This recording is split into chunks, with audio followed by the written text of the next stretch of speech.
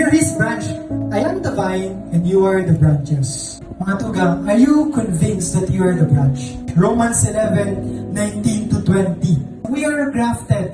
We are engrafted in Christ. Nahabot niyo ba? Sabi ni Jesus, I am the true vine.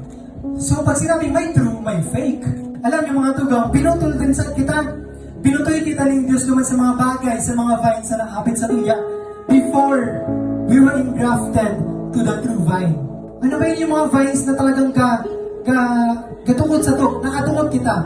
Connected kita naman sa vine ng lust, pornography, poverty, the pride. Ano bang vine yung nakakabit sa tuya? That really produces fruit, yes? Kasi nga, iba't ibang vine, di ba?